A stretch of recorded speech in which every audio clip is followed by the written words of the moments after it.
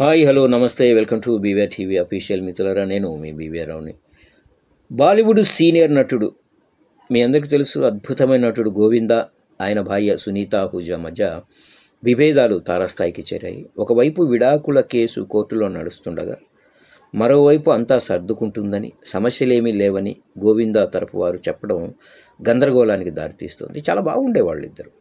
38 ఏళ్ల వీరి వైవాహిక బంధం ప్రస్తుతం సమస్యల్లో ఉంది. విశ్వసనీయ సమాచారం ప్రకారం సునీత ఆహూజా గతేడాది డిసెంబర్ 5న ముంబైలోని బాంద్రా ఫ్యామిలీ కోర్టులో విడాకులకు దరఖాస్తు చేశారు. హిందూ వివాహ చట్టం 1955లోని సెక్షన్ 13(1) కింద వ్యభిచారం, క్రూరత్వం, తనను వదిలిపెట్టడం వంటి తీవ్రమైన కారణాలను ఆమె తన పిటిషన్లో పేర్కొన్నారు. ఈ పిటిషన్పై విచారణకు హాజరు కావాలని కోర్టు గోవిందాకు సమన్లు జారీ చేసింది. అయితే ఆయన వ్యక్తిగతంగా హాజరు కాకపోవడంతో ఈ ఏడాది మే నెలలో షోకాజ్ నోటీస్ కూడా జారీ చేయాల్సి వచ్చింది. ఆ తర్వాత జూన్ నుంచి కోర్టు ఆదేశాల మేరకు ఇద్దరికీ కౌన్సిలింగ్ ప్రక్రియ కొనసాగుతుంది. సునీత విచారణకు స్వయంగా హాజరవుతుండగా గోవిందా కౌన్సిలింగ్ సెషన్లకు హాజరవుతున్నారా లేదా అనే విషయంపై స్పష్టత లేదు.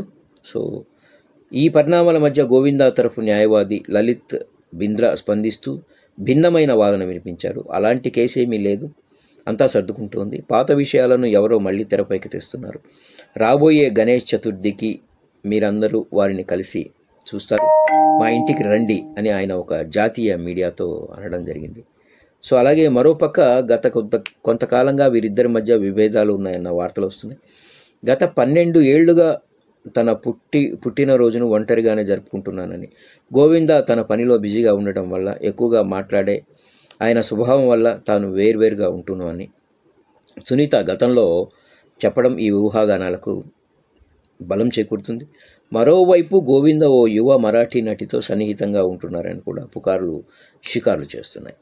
కోర్టులో కేసు నడుస్తుండగానే గోవిందా వర్గం నుంచి ఇలాంటి ప్రకటనలు రావడం చర్చనీయాంశంగా మారింది. ఏది ఏమైనా విడిపోవాలని ఎందుకు కోరుకుంటామంటే, వాళ్ళు చాలా షోస్లో చూసాము, ఇద్దరూ చాలా అద్భుతంగా ఉండేవాళ్ళు, ఎలాంటి గొడవలు లేనట్టుగా, ఎంతో ప్రేమగా.